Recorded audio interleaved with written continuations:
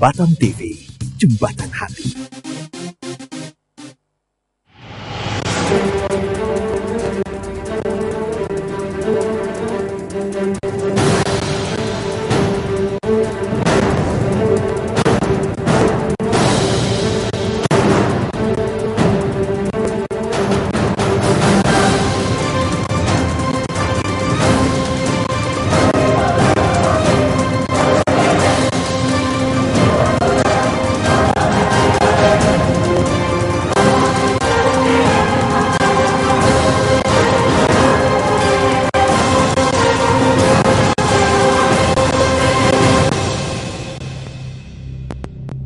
Saudara, kita tahu dosa seksual telah merusak semua dimensi kehidupan. Namun kita yakin dosa seksual bisa dicegah dan perilaku seksual yang kudus bisa kita bangun. Shalom, my name is Luis Bush of Transform World here in Indonesia. One of the great challenges of our time is sexual holiness. Pada saat ini serangan yang luar biasa sedang terjadi kepada banyak keluarga Kristiani. Serangan melalui pornografi di internet yang merambah bisa masuk sampai ke handphone dan sebagainya. Itu amat besar. Orang muda sekarang mengalami tantangan yang amat hebat. Tetapi gereja kita belum siap. Itu sebabnya saudara, kita sebagai pekerja, pemimpin, bahkan hamba-hamba Tuhan, kita perlu mendapat pelatihan khusus. Kita perlu mendapatkan pencerahan khusus. Kita perlu diperlengkapi supaya kita dapat mengerti konsep ini dari segi Alkitab maupun dari segi medis. Kami di Yada Institute mengembangkan Biblico-Medic Sexology, suatu kurikulum pendidikan seksual yang mengintegrasikan fakta medis dengan kebenaran firman Tuhan yang diajarkan dengan cara yang sangat berimbang. Biblico-Medic Sexology dikemas dengan presentasi multimedia yang atraktif. Itu memberikan pengalaman belajar yang menyenangkan dan sekaligus mengubah hidup orang yang mempelajarinya. Biblico-Medic Sexology kami kembangkan khusus untuk memperlengkapi para pemimpin rohani seperti saudara. Sehingga saudara kita mendapatkan perlengkapan untuk kita melayani gereja dan melayani saudaraku keluarga-keluarga, bahkan anak-anak muda, mempersiapkan anak-anak di rumah tangga saudaraku supaya mampu menjawab kebutuhan yang ada. Jika saudara terbeban untuk berperang melawan dosa seksual pada generasi ini, saya mengundang saudara untuk diperlengkapi dalam National Intensive Course Biblico-Medic Sexology yang kedua pada tanggal 8 sampai 11 Oktober tahun 2013 di Jakarta.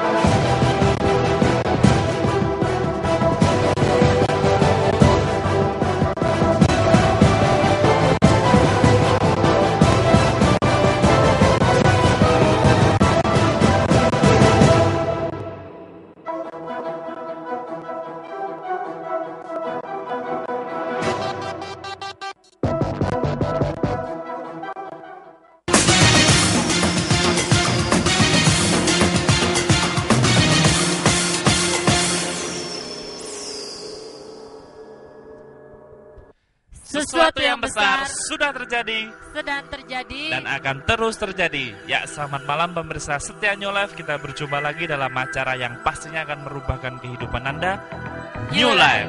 Gimana kabarnya pemirsa pada malam hari ini? Kami yakin dan percaya kita semuanya dalam keadaan yang luar biasa, dahsyat dan mantap. Sebagaimana siaran New Life pada malam hari ini. Ya, betul sekali. Anda, kenapa ya setiap kita yang hidup selalu memiliki masalah ya?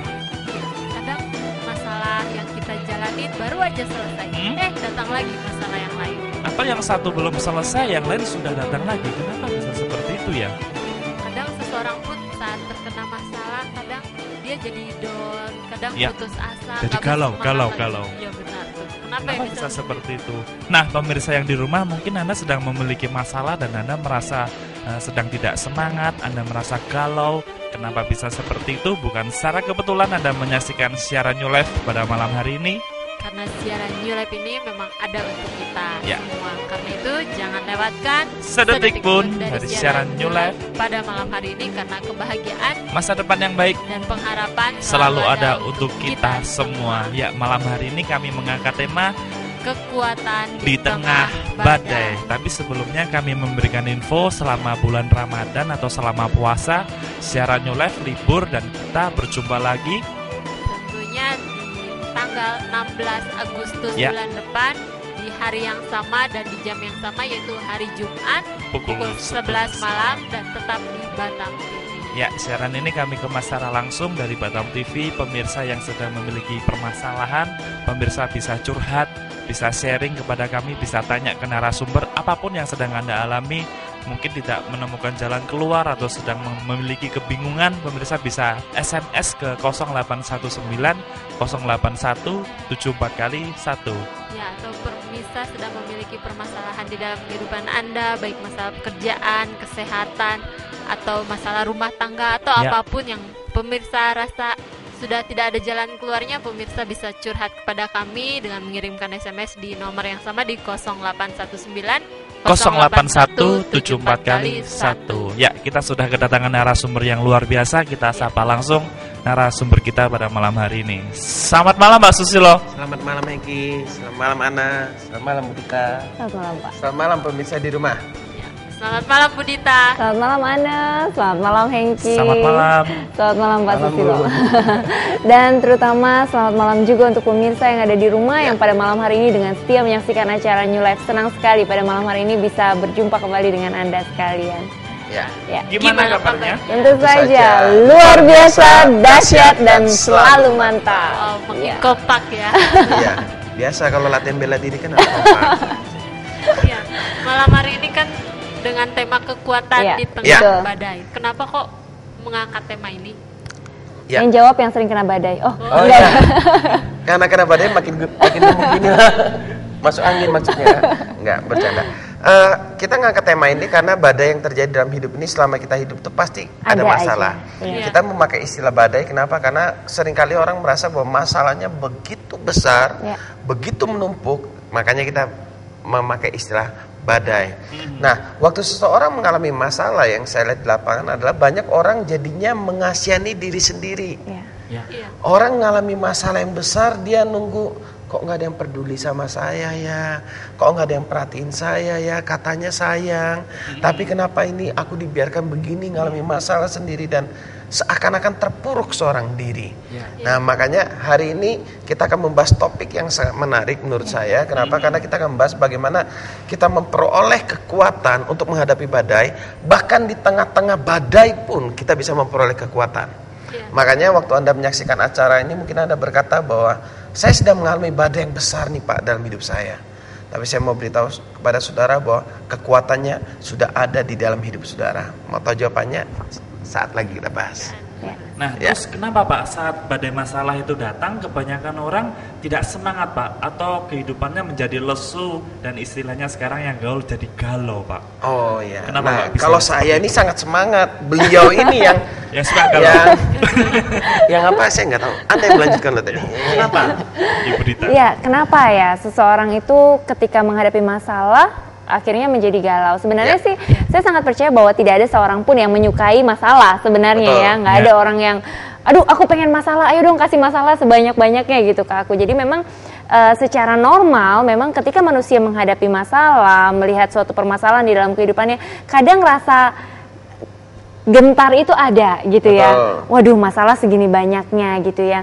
Tetapi balik lagi sebenarnya kita galau atau kita nggak galau itu sebenarnya tergantung dari apa yang kita miliki di dalam pola pikir kita, Ya. pemahaman apa yang kita miliki tentang masalah itu sendiri. Apakah kita beranggapan bahwa masalah itu adalah sesuatu yang bisa menghancurkan kehidupan kita, atau kita beranggapan bahwa masalah itu dengan masalah bisa membawa kita sebenarnya untuk menemukan bahwa kita adalah orang-orang yang kuat, bahwa kita adalah sebenarnya orang-orang yang bisa melalui badai dengan kekuatan yang berasal dari dalam diri kita, gitu.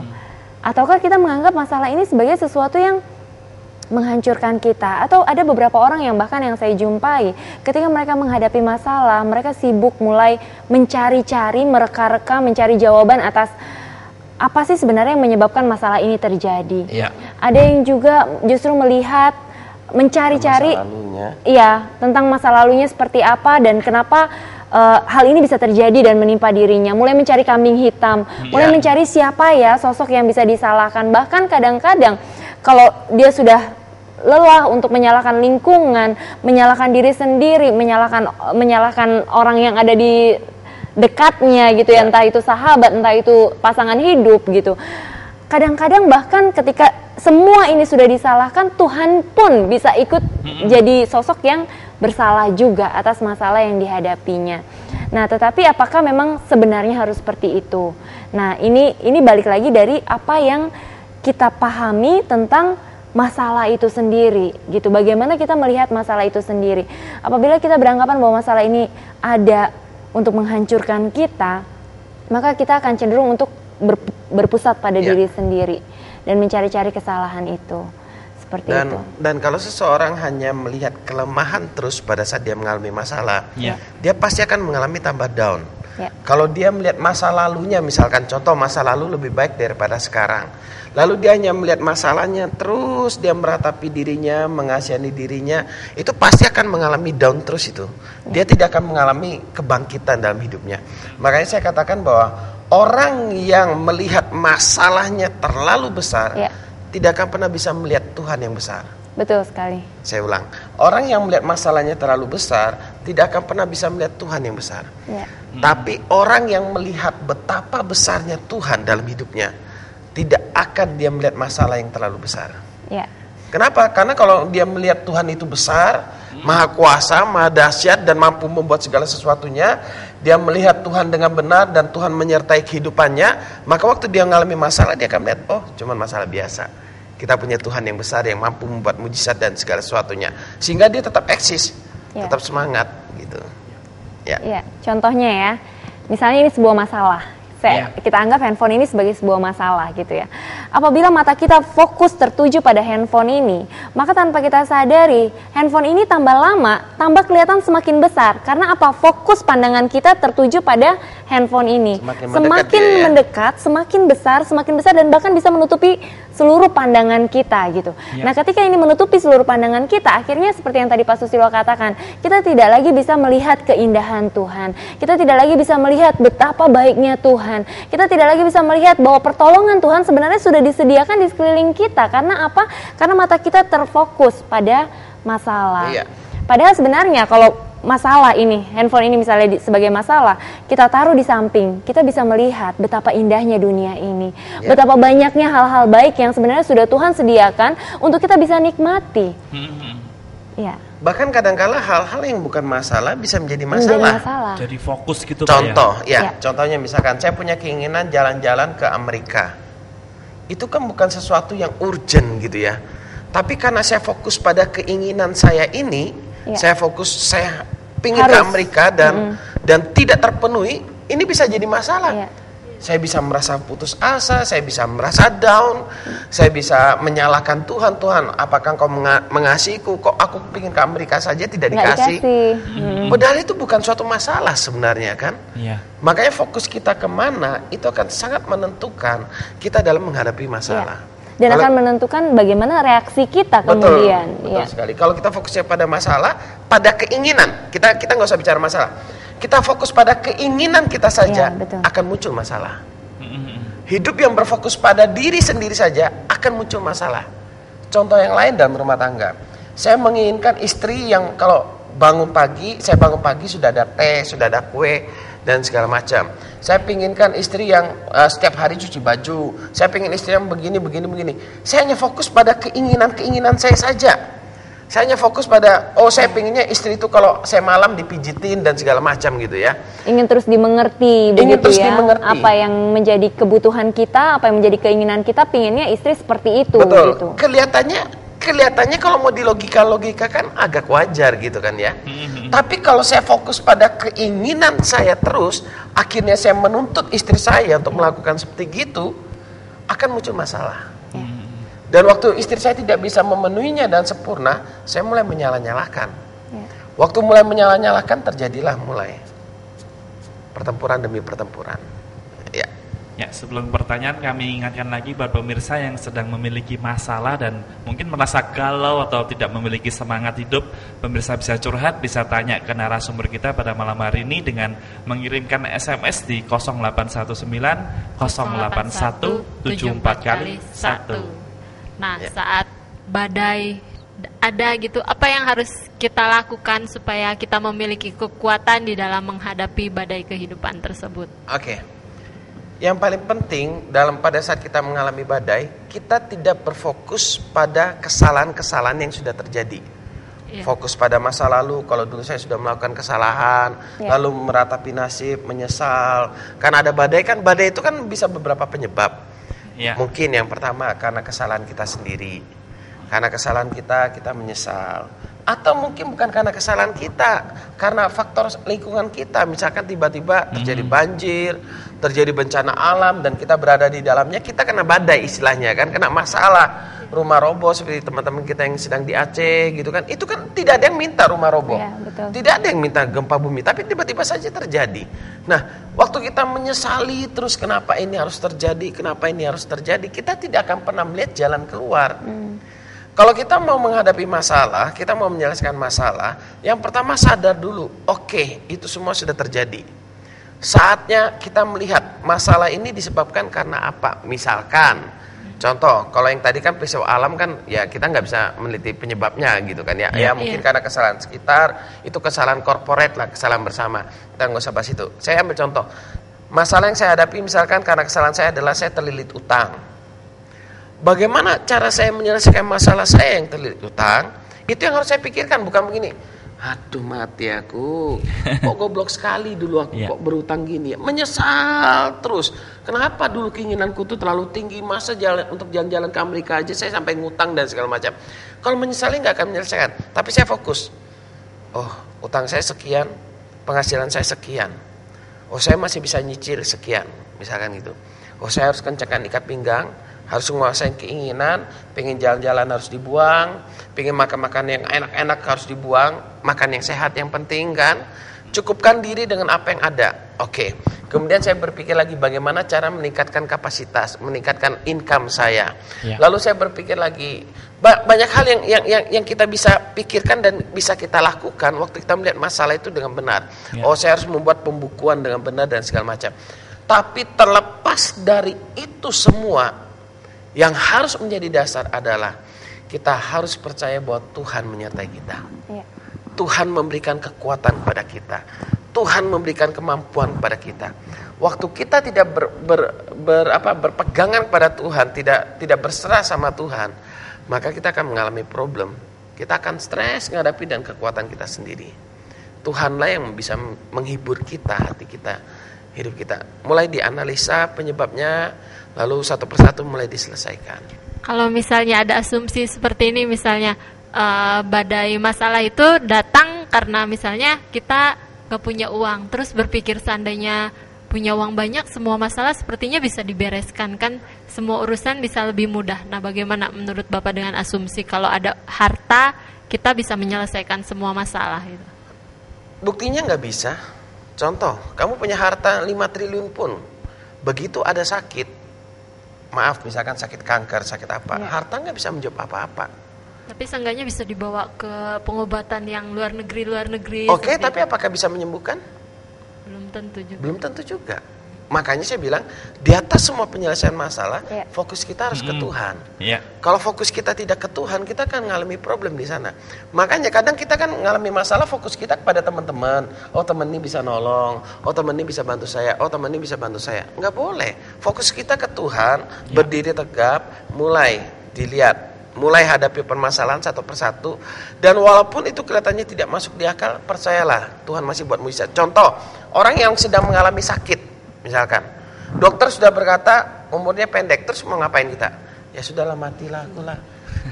Dia masih hidup aja sudah berpikir mati, dan dia berlaku seolah-olah orang mati. Kalau saya, dokter berkata sudah mati, oh saya percaya hidup dan mati saya dalam tangan Tuhan. Saya akan melakukan aktivitas seperti biasa, tidak sampai ya matilah sudahlah, aku penyakit ini sudah merongrong aku dan segala macam. Ya. Jadi tetap kembali kepada Tuhan ya. Ya, betul. Uang bisa membeli tempat tidur yang nyaman, tetapi uang tidak pernah bisa membeli tidur yang nyenyak. Betul. Uang bisa membeli rumah yang indah, rumah yang bagus, rumah yang besar, tapi uang tidak bisa membeli kebahagiaan di dalam rumah itu. Dan kebahagiaan, ketenangan di dalam kehidupan ini semuanya hanya bisa didapatkan di dalam Tuhan. Ya. Tidak ada harta kekayaan sebanyak apapun yang bisa menggantikan itu semua. Ya, kami ingatkan lagi, kami masih menunggu SMS-nya. Pemirsa bisa curhat, bisa tanya ke narasumber kami di 0819 081 74 kali 1. Nah, ini saya mau tanya Pak, apakah baik atau benar ketika badai masalah datang kita menghindar atau kita lari dari masalah itu? Karena kan kecenderungan kita cari rasa aman itu Pak. Karena bobot saya lebih berat, susah lari, yang kurus yang jauh. Iya, sebenarnya masalah ada bukan untuk dihindari ya, masalah ada untuk diselesaikan. Kenapa sih kita cenderung untuk memiliki keinginan untuk lari dari masalah? Karena itu tadi muncul dari pola pikir yang salah tentang masalah itu sendiri gitu. Kita berpikir kita ingin hidup nyaman, kita ingin hidup tenang tanpa adanya masalah. Padahal sebenarnya selama kita hidup, selama kita belum pulang ke rumah 2x1 alias kuburan, masalah itu akan selalu ada gitu. Tetapi faktanya adalah bahwa sebenarnya setiap kita ini diciptakan oleh Tuhan untuk menjadi orang-orang yang lebih dari pemenang dalam segala hal, termasuk dalam hal menyelesaikan masalah kita. Oleh sebab itu masalah itu memang ada untuk diselesaikan, untuk dihadapi. Kalau kita melarikan diri dari masalah, akibatnya adalah dimanapun kita berada, kita akan menjadi peng-create masalah gitu loh, atau pembuat masalah. Karena apa? Karena kita sendiri juga yang sana nggak diselesaikan, tentu itu problemnya ada dari dalam gitu. Jadi masalah itu tidak selesai, masalahnya bukan karena ada di satu tempat tertentu, tetapi masalahnya ada di dalam diri kita. Kalau kita tidak bisa menyelesaikan masalah di tempat tertentu itu, maka kemanapun kita pergi, masalah itu akan selalu mengikuti. Tetapi kalau kita bisa menyelesaikan dengan baik, maka dimanapun kita akan bisa terus menyelesaikan masalah demi masalah. Dan justru semakin kita menghadapi masalah itu, kita akan semakin melihat bahwa diri kita ini memang adalah orang-orang yang kuat gitu loh. Sebenarnya kita memang adalah orang-orang yang kuat, cuma dengan adanya masalah yang kita selesaikan, kita semakin bisa melihat, oh ternyata ada kekuatan, ada potensi yang begitu luar biasa di dalam diri kita karena Tuhan berjalan bersama-sama dengan kita. Seperti itu. Jadi intinya kalau menurut saya ada dua pandangan yang mesti dimiliki ya oleh setiap kita. Pandangan terhadap Tuhan. Banyak kita merasa bahwa oh masalah ini terjadi karena Tuhan ingin aku belajar dari masalah ini. Kalau Tuhan ingin kita belajar dari masalah ini, berarti Tuhan itu jahat dong.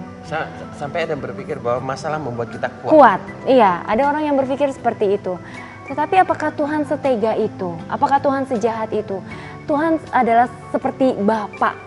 Bapak itu adalah tidak pernah menginginkan anaknya berada di dalam masalah, berada di dalam sebuah bencana. Tidak ada seorang bapak manapun yang menginginkan anaknya itu dalam bencana, dalam masalah. Nah kalau masalah ada, itu seperti yang tadi Pak Susilo dijelaskan, itu bisa jadi karena lingkungan, karena kesalahan yang dilakukan secara komunal ya, secara bersama-sama. Bisa jadi juga masalah datang karena kesalahan yang diakibatkan oleh orang lain, kita yang kena getahnya.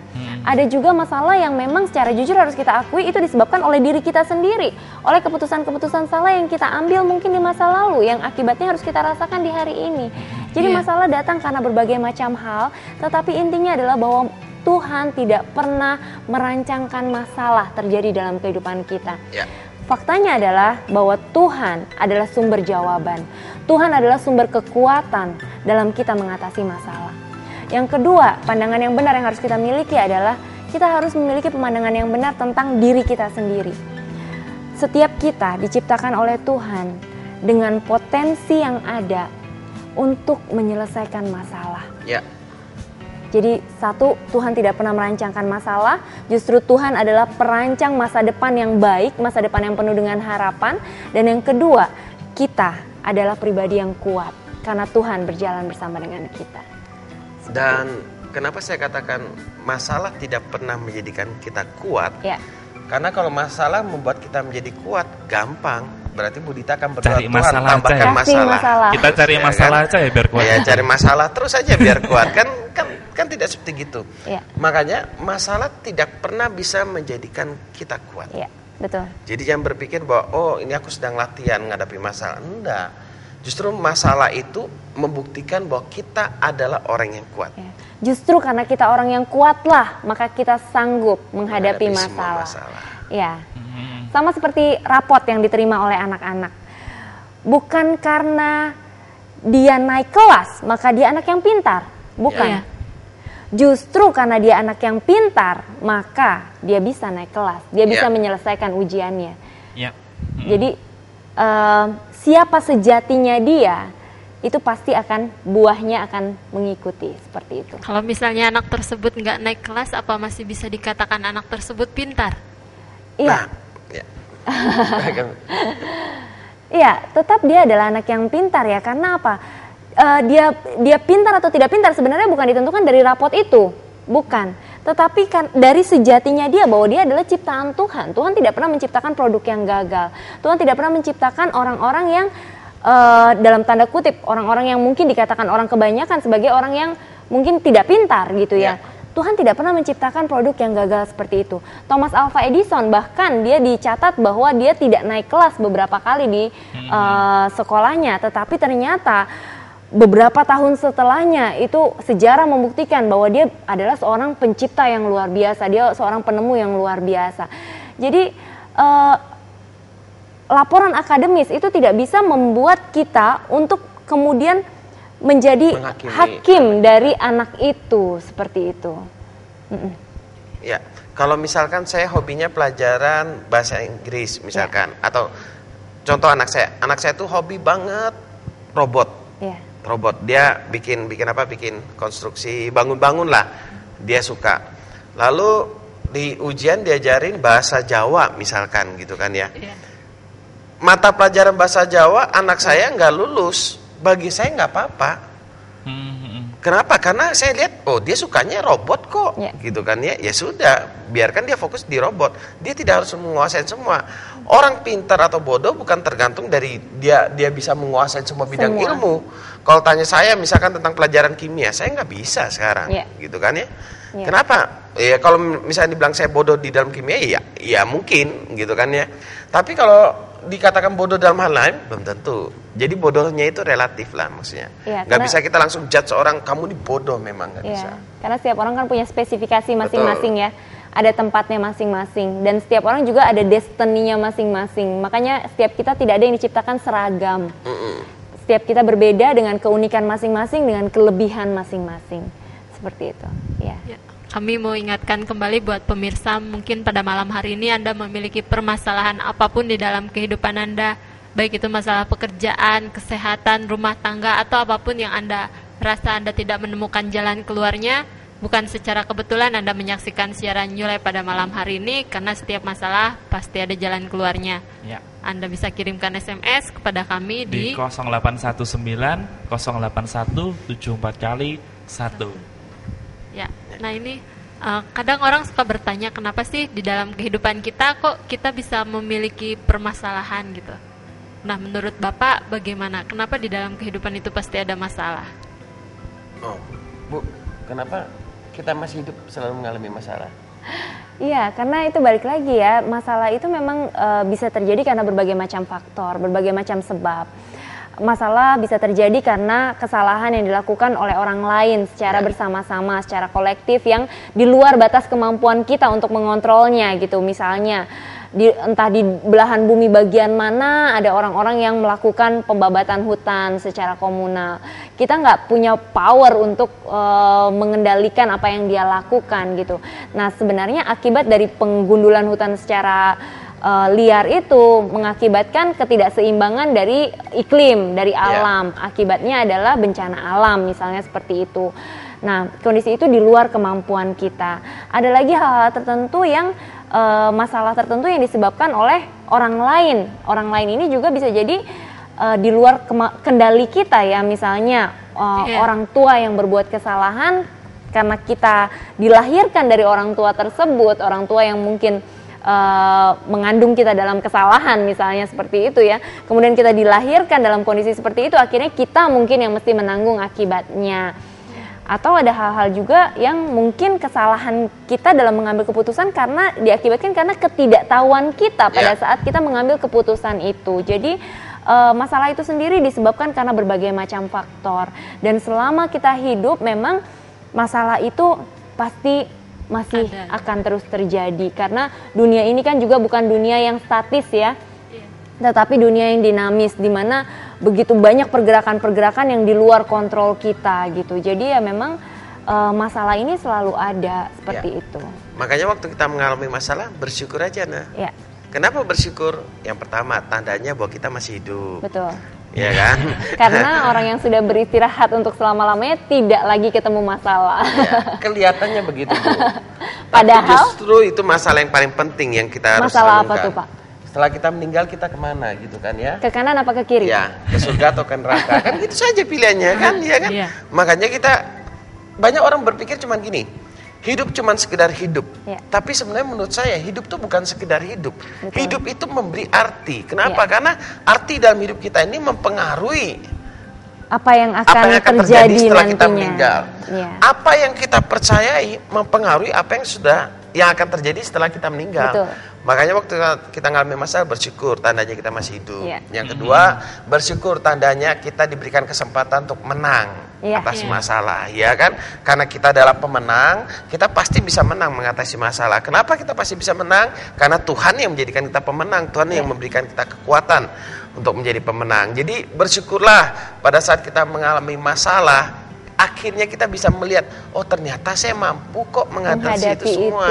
Ya. Karena kalau nggak ada masalah, kadang kita nih ngerasa nggak mampu terus ya. Dan uniknya tidak ada pemenang tanpa perlombaan. Di Betul. sana poinnya. Jadi kalau kita, gimana mungkin kita bisa disebut orang yang lebih dari pemenang kalau tidak ada rintangan yang harus kita hadapi gitu loh. Ya. Kalau kita jalan mulus-mulus aja, saya adalah orang yang pemenang. Semua orang bisa mengatakan seperti itu gitu. Tetapi justru dengan adanya masalah, kita semakin bisa melihat siapa sih sejatinya kita sebenarnya, dan kita akan tersenyum bangga gitu loh melihat masa lalu kita, oh ternyata aku berhasil melalui itu semua seperti itu. Cara pandang aja Pak ya itu ya.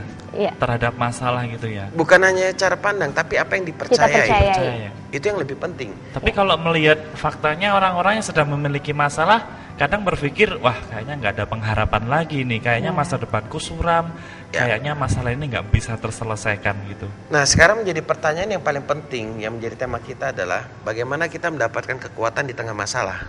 Kan gitu kan ya.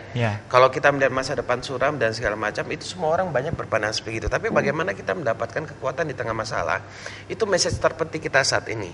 Pesan terpenting kita begini, waktu Anda mengalami masalah yang pertama, berhenti cari kambing hitam. Berhenti cari penyebab, oh ini karena si anu, karena kesalahan saya, karena masa lalu saya, dan segala macam. Berhenti bertanya-tanya apa penyebab masalah itu terjadi. Dan kayaknya semua orang seperti itu Pak ya. Nah, kenapa saya katakan berhenti di sana? Karena masalahnya sudah terjadi. Toh nggak ada gunanya kita mencari-cari ya. Berbeda kalau kita dengan ilmu pengetahuan lain ya. Kita lakukan penelitian ya, kita perlu cari penyebabnya. Yang saya maksudkan bukan yang di sana, tapi masalah dalam hidup kita ini loh. Masalah sehari-hari. Sekarang ini masalahnya ya. Berhenti mencari kambing hitam. Yang kedua, berhenti meratapi atau menyesali apa yang sudah terjadi. Berhenti mengasihani diri sendiri. Mengasihani diri sendiri, betul. Kenapa selama kita tidak pernah berhenti mengasihani diri sendiri, kita tidak pernah berhenti menangisi permasalahan yang sedang kita hadapin, kita tidak akan pernah melihat jalan keluar. Melihat hal yang baik Pak ya. Berhenti cari kambing hitam, berhenti mengasihani diri sendiri. Dua kata sudah berhenti. Yang ketiga adalah mulailah lihat betapa besarnya Tuhan dan betapa baiknya Tuhan. Lihatlah betapa bagaimana Tuhan, kedahsyatan Tuhan menciptakan alam semesta, menciptakan diri kita yang begitu spesialnya. Waktu saya lahir beratnya 4,5 kilo, luar biasa itu. 4,5 kilo. sekarang sudah jadi 95 kilo. Jadi perkembangan yang sangat luar biasa. Saya juga bingung kok tulang saya bisa bertambah, daging saya bisa bertambah, tambah besar gitu kan ya. Ya mungkin Anda oh itu karena Bapak makan. Coba kumpulkan makanan satu gudang, coba suruh rubah untuk membuat orang makin besar. Gak akan bisa, kecuali memang itu proses yang Tuhan berikan kepada kita, kemampuan. Kita mungkin tidak oh itu kan proses normal. Berapa banyak saudara lihat yang orang-orang yang tidak bisa bertambah besar, tetap kecil, ya kan, ada di sana.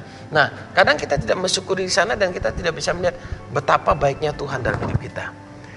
Betapa baiknya Tuhan dalam hidup kita. Contohnya apa lagi? Waktu kita melakukan kesalahan, Tuhan tidak langsung pencet nafas kita, ya kan? Bayangin, Budi melakukan kesalahan dipencet langsung, kan tidak ada kesempatan lagi kan? Iya. Ya kan? Itu artinya apa? Tuhan sangat mengasihi kita dan Dia memberikan kesempatan kita. Ya, dan selama matahari masih bersinar, kesempatan yang baru selalu ada. Iya, makanya mulailah melihat kebesaran Tuhan, mulailah melihat kebaikan Tuhan, mulailah melihat dengan cara Tuhan melihat terhadap masalah. Ya. Bagi Tuhan masalah bukan masalah. Seringkali yang bagi Tuhan bukan masalah, bagi kita itu masalah. Contohnya kepercayaan kita kepada Dia.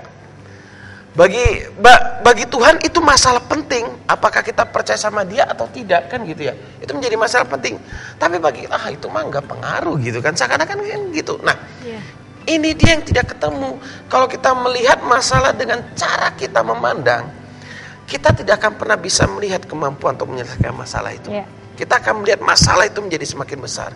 Tapi kalau kita melihat cara Tuhan yang memandang masalah, maka akan menjadi semakin jelas di sana.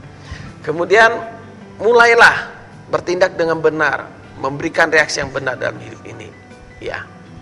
Kalau misalnya dan satu lagi saya tambahin. Mulailah juga nggak apa-apa kok. Boleh ya? Mulailah juga, Pak. Mulailah mencari lingkungan pergaulan yang sehat. Karena betul. Lingkungan pergaulan itu sangat menentukan bagaimana cara kita melihat segala sesuatunya, bagaimana cara pandang kita terhadap segala sesuatunya, dan akhirnya mempengaruhi apa yang kita percayai terhadap segala sesuatunya, termasuk cara pandang terhadap masalah. Dulu saya memiliki cara pandang yang salah terhadap masalah. Dulu saya berpikir masalah itu ada, saya menjadi meratapi diri saya sendiri, seperti yang tadi Pak Susilo bilang. Saya mulai mengasihani diri saya sendiri dan saya mulai bertanya-tanya, kenapa saya harus ada di dunia ini? Kenapa sih saya harus hidup dan kenapa saya harus diciptakan? Sampai saya bertanya seperti itu. Karena apa? Karena itu didasari oleh cara pandang yang salah terhadap masalah. Merasa diri tidak berguna ya? Iya, merasa diri tidak berguna, merasa diri tidak disayang oleh Tuhan, merasa diri diperlakukan tidak adil dan segala macam. Pandangan ini kemudian bisa berubah perlahan-lahan. Karena apa? Karena lingkungan pergaulan yang baik, lingkungan pergaulan yang sehat, itu akhirnya bisa mempengaruhi pola pikir atau cara pandang kita terhadap masalah. Makanya saya bisa pelan-pelan berubah, memiliki pola pikir yang benar terhadap masalah, bahwa sebenarnya masalah itu tidak sebesar yang saya bayangkan selama ini, tidak separah yang saya pikirkan selama ini, seperti itu. Jadi memang sangat penting ya peranan lingkungan pergaulan, orang-orang dengan siapa kita bergaul. Saya mendengar orang-orang yang ngomongin hal-hal yang negatif terus, akhirnya perasaan saya pun jadi ikutan negatif. Seharian saya ngerasa jadi kayak nggak semangat. Saya jadi ngerasa, aduh kayaknya kok hidup ini kok jadi begitu banyak hal yang pengen saya komplainin juga gitu loh. Karena apa?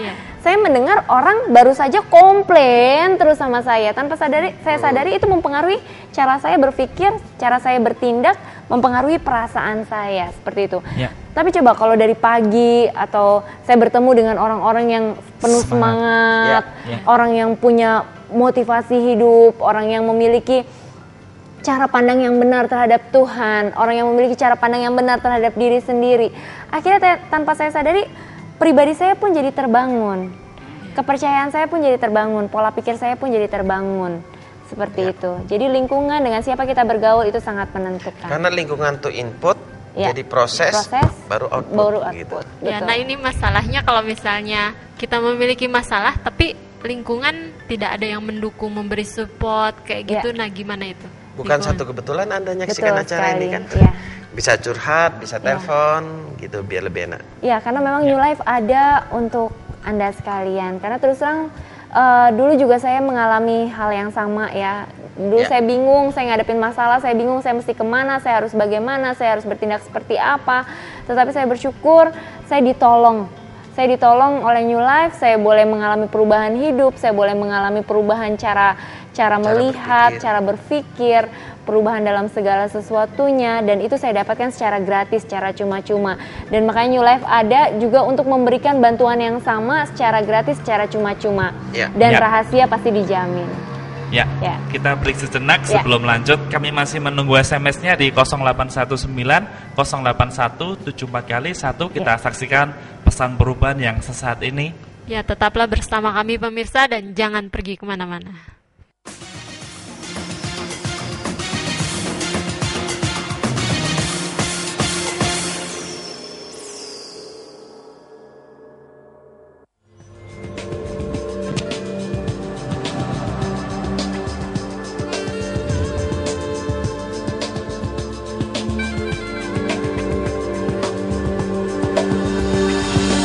Kabar gembira, apakah Anda mengalami beban berat dalam hidup Anda?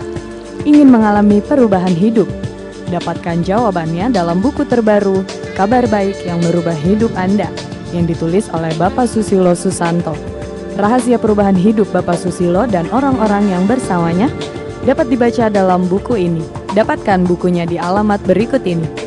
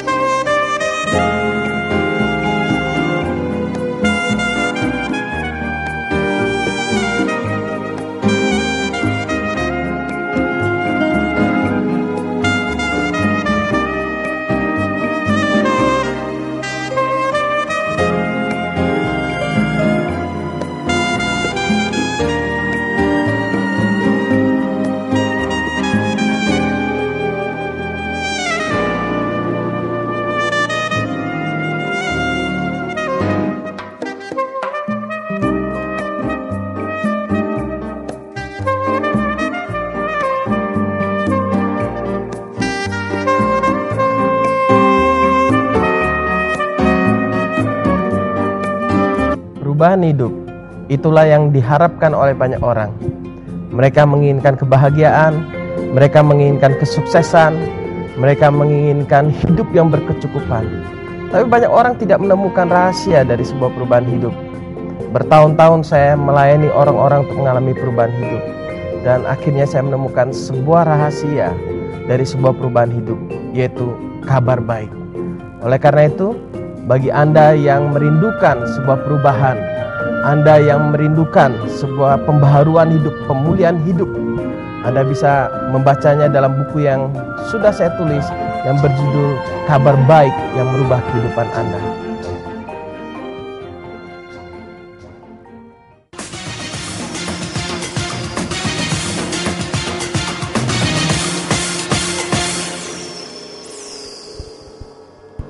Terima kasih pemirsa karena Anda masih tetap setia bersama kami. Ya, kami masih menunggu SMS-nya di 0819 081 74 kali 1. Nah, Pak, ini ada pemirsa tanya, dari tadi ngomong masalah terus rasanya Bapak enak ngomong cara menghadapi masalah. Aku yang mengalami masalah.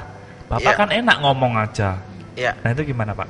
Begini, semakin kita melihat pada masalah kita akan merasa bahwa kita ini orang yang malang. Kita mengalami masalah yang paling besar, seakan-akan begitu. Padahal kalau kita melihat dari sudut pandang yang benar, ternyata masalah kita tidak terlalu besar. Contoh, misalkan orang putus cinta, lalu dia berpikir, aduh kiamat dah aku nggak bisa hidup tanpa dia, matilah aku. Lalu Hengki nasihati saya dan berkata, alah itu bukan apa-apa kok. Yuk kamu enak cuma ngomong, kamu nggak ngerasain aku. Nah seringkali kan terjadi di sana. Kenapa? Kenapa itu terjadi? Karena orang mengalami masalah cenderung berpusat pada dirinya.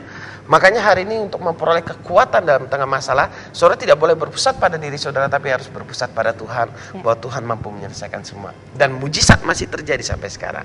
Ya.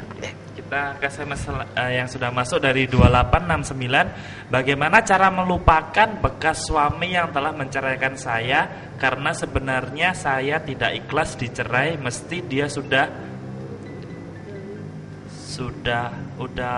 zolim. Sudah bohong, tapi sulit melupakan dia selama berumah tangga, jarang terjadi percekcokan. Silakan Bu. Iya, karena ini posisinya sudah bercerai ya. Kalau menurut saya sih melupakan itu sejauh keputusan. Kalau memang Anda sudah mengambil keputusan untuk melupakan, ya mulailah untuk berfokus pada hal yang lain gitu. Seringkali kita mengatakan bahwa kita ingin melupakan sesuatu, tetapi fokus kita terus-menerus mengulang-ulang sesuatu yang kita sangat ingin lupakan itu. Contohnya sederhana. Kalau saya minta Anda untuk menutup mata Anda sekarang dan saya katakan jangan ingat angka 1. Sekali lagi saya katakan jangan ingat angka 1. Sekali lagi jangan ingat angka 1. Kan sudah saya katakan jangan ingat angka 1. Sekarang Anda buka mata Anda dan angka berapa yang Anda ingat? Pasti angka yang diingat adalah angka 1. Karena saya mengulang-ulang angka 1 meskipun dengan kata-kata embel-embel jangan, tetapi tetap angka 1-nya itu yang saya ulang-ulang terus. Sama jika Anda ingin melupakan mantan suami, karena ini memang statusnya sudah jelas ya, sudah mantan, ya ambil keputusan untuk berfokus pada hal-hal yang lain. Banyak hal di luar sana yang bisa Anda lakukan, banyak hal yang indah yang sebenarnya bisa Anda jadikan fokus perhatian Anda. Misalnya Anda bisa mulai memperhatikan anak kalau memang Anda memilikinya, fokus untuk memikirkan karir mungkin, fokus untuk memikirkan bagaimana meningkatkan kapasitas Anda misalnya. Apa yang jadi hobi Anda, apa yang menjadi kegemaran Anda, apa yang menjadi keahlian Anda. Mungkin Anda bisa mulai kembali mengasah di sana dan bisa meningkatkan potensi yang ada di dalam diri. Dan menurut saya Anda tidak akan pernah bisa melupakan mantan suami.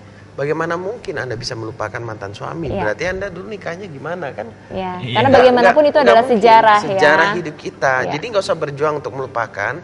Terimalah itu sudah peristiwa masa lalu yang sudah terjadi. Makanya saya bilang nggak usah fokus lagi pada masa lalu. Lihat yang di depan ini. Lihat yang ke depan. Sekarang saya oke, kalau ada anak yang dibesarkan. Percaya ke depan, kalau Tuhan memberi pasangan yang terbaik lagi, ya udah kita fokus ke sana. Jangan berusaha melupakan. Semakin Anda berusaha melupakan, semakin Anda mengingatnya. Semakin sakit. Percayalah. SMS selanjutnya dari 8308. Selamat malam, nama saya Rendis. Selamat malam, Rendis. Saya mau meyakinkan masalah saya. Saya mau menanyakan masalah saya. Saya dengan istri selalu ada perdebatan rumah tangga, tidak ada mengalah. Semua merasa benar. Bagaimana cara mencari kekuatan untuk menghadapi masalah ini, tapi saya terus mengalah. Terima kasih. Buat Rendis, sebaiknya Anda mencari konselor. Kenapa? Karena ini sudah yang pertama berkaitan dan gaya kepribadian yang berbeda mungkin ya. Apakah istri Anda tipe dominan, Anda tipe kepribadiannya bagaimana? Nah, ini perlu komunikasi yang lebih baik. Karena tanpa komunikasi yang lebih baik, Anda akan mengalami begini terus. Contohnya misalkan saya dengan istri saya dulu. Saya juga dikonselingin sama senior saya, diberi nasihat misalkan contoh, karena saya dulu nggak mau buat keputusan. Jadi kebanyakan istri saya yang buat keputusan dulu. Nah, jadi waktu istri saya buat keputusan, lalu konselor saya berkata gini, sudah, kalau mau makan bakso misalkan, biarkan dia buat keputusan. Maksudnya biarkan saya buat keputusan. Kalau saya lempar kepada istri saya harus lempar balik ke saya. Contoh itu komunikasi. Makanya untuk masalah sama-sama keras, sama-sama merasa benar, ini harus ada konselor yang kalian respekin, yang kalian hormati, kalian dengerin dengan hati yang rela, gitu ya. Baru nanti akhirnya ketemu. Kenapa? Karena ini sudah bicara kepribadian, bicara tentang kita nggak tahu lagi apa yang terjadi di masa lalu, prinsip hidupnya bagaimana kan, itu harus digali juga. Ya, dan kalau mungkin dalam hal ini kadang ada beberapa SMS dari pemirsa yang mengatakan bahwa saya ingin sebenarnya untuk ketemu dengan konselor, tetapi pasangan saya belum berkeinginan gitu. Nah, dalam hal ini tidak masalah, bebas saja. Kalau memang Anda yang berkeinginan untuk berjumpa dengan konselor, bisa dimulai dimulai dari Anda dulu gitu. Dan kalau Anda bingung konselor yang mana ya yang kira-kira bisa nolong saya, bukan secara kebetulan loh Anda menyaksikan acara ini, karena memang New Life ada untuk Anda. Anda bisa ketemu dengan Pak Susilo, mungkin kalau laki-laki dengan laki-laki ya, supaya lebih enak ngobrolnya, supaya bisa lebih detail pertanyaan-pertanyaannya, dan jawabannya juga bisa lebih real, menjawab apa yang menjadi pertanyaan Anda sesungguhnya. Seperti itu. Nah, Anda bisa menghubungi New Life mungkin saat yang paling tepat besok pagi ya. Untuk bikin janji kapan mungkin bisa ketemu. Semua layanan yang New Life berikan, semua diberikan secara gratis, secara cuma-cuma, dan rahasia pasti dijamin. Ya. SMS selanjutnya dari 0800. Selamat malam Pak Susilo. Saya mau tanya, bagaimana mengatasi suami yang takut untuk bekerja atau malas untuk cari kerjaan, padahal selama ini saya yang cari nafkah dan masalah ini sudah bertahun-tahun. Tapi anehnya kalau membantu pekerjaan orang lain dia mau, karena dia merasa cuma membantu. Bagi saya itu seperti mengekor saja, karena dia tidak mau disalahkan. Jadi kami sering ribut dan kadang saya sering ingin pisah saja. Karena saya merasa dia bukan sebagai kepala keluarga. Kalau soal agama sepertinya dia orang yang rohani. Padahal bagi saya dan anak saya dia itu munafik karena tingkah lakunya nggak sesuai dengan apa yang dia percaya. Yang saya nggak tahan hidup sama dia, malesnya cari kerja, padahal manusia normal dan nggak bodoh. Kalau saya bicara soal kerjaan, dia langsung tersinggung. Bagaimana cara saya bisa membuat janji bertemu dengan Bapak? Ini mungkin mau cari solusinya kepada Pak Susilo. Mungkin lebih enak kita ketemu saja, karena sudah dalam ya. Sudah agak kompleks. Cuman sebelum kita ketemu, saya cuma pesan gini Bu, berhenti menuntut suami terlebih dahulu. Kenapa? Karena saya pernah merasakan gini, saya tidak bekerja, istri saya yang bekerja. Itu nggak usah ibu ngomong pun, nggak usah istri saya nuntut sama saya pun, saya sudah merasa minder sebenarnya. Apalagi kalau diomongin terus gitu ya, sampai bete. Makanya saya tidak membela suami ibu, tidak. Ini secara psikologis, laki-laki kalau tidak menjalankan fungsinya, dosa dihakimi, dia sudah terhakimi. Saya ulang. Merasa sendiri. Nah, sama waktu saya tidak bekerja, makanya kalau istri saya ngomong masalah kerjaan dulu, saya mulai sensitif gitu kan ya. Lalu saya bisa berkata-kata, jangan mentang-mentang gajimu lebih gede dari saya ya, kamu mau ngatur-ngatur. Tanpa disadarin, maksud istri itu baik, maksud ibu tuh baik, tapi tanpa ibu sadarin, kadang-kadang ibu mengambil otoritas kepala di dalam rumah tangga itu. Sehingga yang seharusnya, yang ibu berkata, seharusnya kan dia kepala, dia nggak bisa berfungsi jadi kepala, karena tanpa disadarin ibu yang mengambil otoritas kepalanya, karena ibu yang membuat keputusan dan segala macam. Nah, coba diikutin aja dulu, dikomunikasikan dengan baik, nggak usah dikotbahin terus, nggak usah diceramain terus. Suami ketemu konselor lah, lebih enak. Tadi ibunya tanya gimana bisa ketemu dengan Pak Susilo. Tinggal janjian, tinggal telepon saja ke nomor ini setelah acara, kita janjian, atau mungkin besok lebih enak gitu kan ya. Dan saya mungkin ingin menambahkan sedikit ya, tidak ada seorang pun Bu yang merasa senang kalau disalahkan. Tadi mungkin Ibu sempat menyampaikan bahwa tapi dia tidak mau disalahkan gitu. Coba kalau kita kembalikan ke diri kita sendiri aja Bu. Kita pada saat kita berbuat kesalahan, apa sih yang paling kita harapkan kita dapatkan dari orang lain? Apakah kita mengharapkan kita mendapatkan cacian? Apakah kita mengharapkan kita mendapatkan sesuatu yang dihakimi atau disalah-salahkan? Tentu tidak ada dari kita yang menginginkan hal itu. Pada saat kita berbuat kesalahan, tentu yang paling kita harapkan adalah orang bisa mengerti kita, orang bisa memahami kita, orang bisa memaafkan kita. Nah, saya yakin bahwa suami ibu juga pasti mengharapkan hal yang sama. Ya mungkin lebih detailnya sih lebih enak ngobrol langsung ya. Ya, kita ke SMS yang sudah masuk dari 5152. Selamat malam Pak Susilo, saya mau nanya, kenapa di saat kita mau berubah lebih baik tetapi lingkungan kita tidak mendukung atau di tempat kita kerja kita juga tidak mendukung? Terima kasih. Ini pertanyaan yang saya suka. Kita berubah tidak ditentukan oleh lingkungan. Betul. Kita berubah karena keputusan kita sendiri. Karena kita mau berubah, kita yakin Tuhan merubah kita berubah. Justru lingkungan yang gak benar, itulah tugas kita merubah lingkungan yang gak benar, kan gitu ya. Makanya Anda juga perlu bergaul dengan komunitas seperti New Life gini yang bisa saling menguatkan gitu ya. Jadi makanya salah satu tadi yang tips yang saya sampaikan, kekuatan di tengah badai gitu ya. Kita mau berubah, lingkungan tidak mendukung, ya berhenti mencari kambing hitam. Berhenti mencari kambing hitam. Nah, dalam hal ini contoh kasus Anda adalah kambing hitam Anda adalah lingkungan. Padahal yang nggak berubah diri kita. Kita sendiri keputusan kita kurang kuat, kita menyalahkan lingkungan. Nah, kalau Anda butuh lingkungan yang lebih sehat, ya Anda bisa coba cari. Tapi percayalah, Anda tidak akan pernah bisa menemukan lingkungan yang sempurna. Percaya, termasuk di New Life. Kami semua banyak kekurangan, kami semua banyak kelemahan. Tapi justru itulah kita perlu saling menguatkan. Justru itulah kita berkelompok bersama, saling menguatkan gitu kan ya. Tidak ada orang yang sempurna dan kuat di dunia ini. Kalau ada orang yang sempurna, tempatnya bukan di bumi, sudah di surga dia. Justru kalau ada orang yang sempurna ketemu sama kita jadi nggak sempurna orangnya, karena kita penuh dengan ketidaksempurnaan. SMS dari 0183, selamat malam. Saya seorang ibu, saya bingung apa yang harus saya perbuat di rumah tangga kami. Suami yang pegang bendahara. Jadi setiap mau belanja saya harus minta-minta terus. Yang dikasih cukup untuk belanja. Padahal dia seorang yang rajin berdoa dan rajin beribadah. Jadi kami hampir setiap hari ribut. Jadi saya merasa tidak berfungsi atau tidak ada fungsi. Apa yang harus saya perbuat? Terima kasih. Iya, jadi sebenarnya masalah pengelolaan uang ya itu tidak harus dilakukan oleh seorang istri. Seperti saya, Bu, terus terang pengelolaan keuangan saya dipegang oleh suami.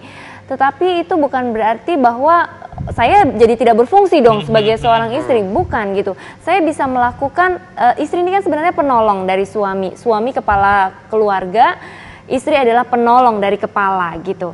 Nah, jadi dalam pengelolaan segala sesuatunya itu perlu dikomunikasikan, Bu. Setiap kita punya kelebihan dan kekurangan masing-masing. Begitu juga pasangan suami istri, masing-masing punya kelebihan, punya kekurangan. Terus terang saya sendiri, saya memiliki kelemahan, saya itu kurang pintar dalam mengelola atau memanage keuangan seperti itu. Nah, karena saya menyadari kelemahan saya di sana, sehingga saya dengan rela, saya mengkomunikasikan dengan suami saya dengan rela menyerahkan tugas atau fungsi itu kepada suami saya, supaya suami saya juga membantu saya dalam mengontrol, mengelola keuangan seperti ini. Jadi saya memang dipercayakan untuk mengelola ada sebuah keuangan yang memang harus saya kelola, yang telah disepakati, yang harus saya kelola. Tetapi juga beliau ada mengelola apa yang harus beliau kelola gitu. Jadi masing-masing kita menyadari fungsi kita masing-masing. Nah, demikian juga halnya dengan ibu. Ibu bisa dimulai dengan membangun komunikasi yang baik dulu, Bu, dengan suami. Sampaikan berapa penghasilannya, berapa penghasilan ibu, berapa penghasilan suami jika ibu bekerja gitu ya. Dan kemudian dikomunikasikan kebutuhan seperti apa gitu. Nah, dari situ kan akan kelihatan gitu apa yang mungkin bisa dipercayakan untuk ibu kelola. Misalnya uang belanja, saya rasa itu tugas ibu untuk mengelola. Dalam sehari kan ibu diberikan uang belanja gitu ya. Nah, itu sebenarnya adalah fungsi yang harus ibu jalankan untuk membelanjakan uang yang diberikan itu dengan sebaik-baiknya. Untuk memenuhi kebutuhan rumah tangga, pilihan menunya seperti apa, apa-apa saja yang mungkin harus disisakan untuk kebutuhan-kebutuhan yang tidak terduga, misalnya seperti itu. Jadi sebenarnya bukan berarti ibu tidak berfungsi gitu. Jadi justru itu adalah pandangan yang salah gitu. Sebenarnya kalau yang mengelola siapapun bagi saya nggak ada masalah. Kenapa? Betul. Karena itu milik bersama gitu kan ya. Karena suami istri dua sudah menjadi satu. Kalau ibu, suami yang mengelola, saya istri yang mengelola. Tapi bukan berarti apa yang saya serahkan pada istri saya nggak memiliki. Betul. Nah, kalau ini diartikan mengelola artinya memiliki, nah ini dia yang problem. Milik bersama tuh nggak harus dikelola bersama. Maksudnya justru harus dikelola bersama. Maksudnya harus disepakati. Ya nggak harus saya mengelola maksudnya. Nggak harus jadi milik gitu ya. Misalkan rumah mau atas nama siapa, atau motor atau ada harta benda atas nama siapa. Itu bukan berarti milik dia pribadi, enggak, milik bersama suami istri. Betul. Yang sering saya jumpai yang masalah yang ada di lapangan ya. Seringkali karena ketidaksadaran adanya prinsip dari pernikahan itu sendiri, bahwa pernikahan itu sebenarnya adalah menyatukan dua pribadi yang tadinya berbeda menjadi satu gitu. Nah, seringkali yang terjadi di lapangan adalah malah justru dianggapnya antara suami dan istri ini sebagai suatu persaingan gitu, ingin siapa yang menjadi lebih, siapa yang menguasai siapa yang menguasai apa gitu. Jadi jangan Bu, sebaiknya yuk sama-sama kita sadari bahwa ketika ibu sudah memutuskan untuk berumah tangga, maka itu adalah milik bersama. Ibu sudah tidak lagi dua, melainkan sudah menjadi satu dengan suami. Ada 2 SMS menyapa Horas, wah luar biasa ini, mendukung ini. SMS selanjutnya dari 0306. Bagaimana menghadapi badai sebagai single parent hamil di luar nikah, laki-laki itu tidak bertanggung jawab. Nah, kayaknya yang mesti menjawab bukan yang di sini, tetapi yang di sana. Jadi saya bertanya dulu. Kita menyingkiri. Ini ada pemirsa bertanya, Anda bagaimana menghadapi badai sebagai single parent atau hamil di luar nikah? Laki-laki itu tidak bertanggung jawab. Silakan, Nah. Dulu juga Anda juga ngalami seperti yang pemirsa alami ya, meng-SMS seperti ini. Nah, waktu itu juga Anda posisinya bertanya kepada narasumber, jadi biar narasumber kembali. Kirain kita tunggu-tunggu, kirain dia udah mau jawab. Mungkin kamu bisa cerita sedikit waktu itu apa yang kamu alami dan sampai sekarang bagaimana kondisimu? Apakah anaknya digugurkan atau gimana gitu loh? Ya dulu Anda juga hamil di luar nikah ya, dan laki-lakinya nggak tahu siapa gitu, seperti itu.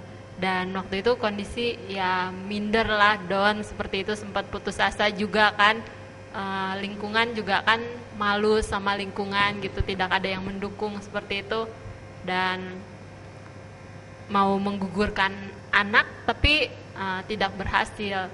Ya pada saat lagi putus asa, lagi gelisah, ya bukan secara kebetulan menyaksikan siaran New Life juga, jadi Anda kirim SMS, Anda curhat, dan Anda dibina di New Life. Bertemu dengan Pak Susilo. Ya, bertemu dengan Pak Susilo, berita keluarga New Life seperti itu, dan akhirnya anak yang tadi sempat mau digugurkan, akhirnya gak jadi digugurkan, disayang, terus melahirkan, dan sekarang anaknya sudah 2,5 tahun. Ganteng lagi. Iya, anaknya laki-laki. Iya. Jadi buat pemirsa Anda yang mengalami ini, percayalah begini, mungkin Anda merasa, oh saya sudah melakukan kesalahan fatal dan nggak ada orang yang mau terima saya lagi. Saya mau beritahu Anda bahwa kabar baiknya, bahwa malam hari ini Anda menyaksikan acara yang tepat, bahwa kami semua dulu juga orang-orang yang berdosa.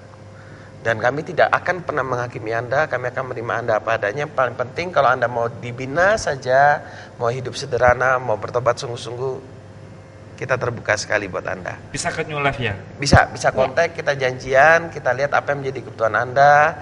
Jadi kita bisa komunikasikan. Paling tidak bisa cerita-cerita sama Anda, bisa lihat anaknya Anda, bisa lihat keluarga New Life yang lain. Dan itu bukan akhir dari segalanya.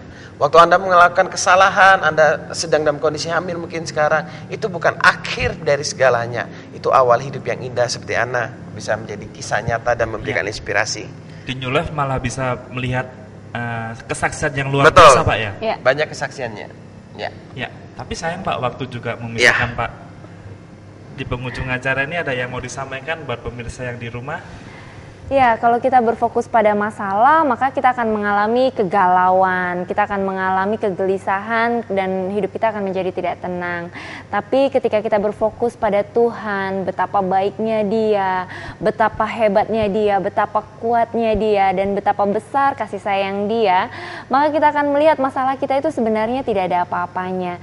Karena kasih-Nya jauh lebih besar dari masalah-masalah yang ada di dalam kehidupan kita. Dan kita pasti sanggup menghadapi masalah-masalah itu. Dari Pak Susilo? Saya cuma ingin katakan begini, mengenal Tuhan dengan benar, itulah kekuatan kita. Waktu Anda mengenal Tuhan dengan benar, Anda pasti kuat menghadapi setiap badai. Anda salah mengenal Tuhan, Anda akan terjerumus dalam badai dan lebih parah. Luar biasa sekali, terima kasih buat malam hari ini.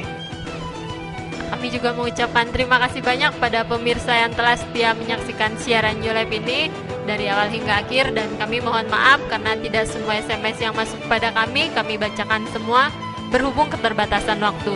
Namun bila pemirsa masih tetap ingin mendapat jawaban dari SMS-nya, pemirsa tetap dapat menghubunginya langsung melalui 0819 081 74 kali 1. Semua layanan yang diberikan New Life free, gratis dan cuma-cuma. Jangan pernah ragu-ragu untuk bertemu dengan narasumber atau berjumpa dengan keluarga New Life. Kami sangat terbuka dan kami mengundang teman-teman saudara yang dari rumah, dan kami memberikan info selama bulan Ramadan atau selama hari puasa secara New Life libur, dan kita bertemu lagi tanggal 16 Agustus tentunya di hari yang sama dan di jam yang sama, hari Jumat setiap pukul 11 malam tetap di Batam TV. Ya, kami juga mohon maaf mungkin sama kami siaran karena ada sikap kami, ada tutur kata kami yang kurang berkenan. Tujuan dari acara ini supaya kehidupan kita menjadi lebih baik dan lebih bermakna. Ya, terima kasih banyak pemirsa. Saksikan terus siaran New Life setiap hari Jumat pukul 11 malam hanya di stasiun TV kesayangan kita semua di hanya Batam. di Batam TV. New Life.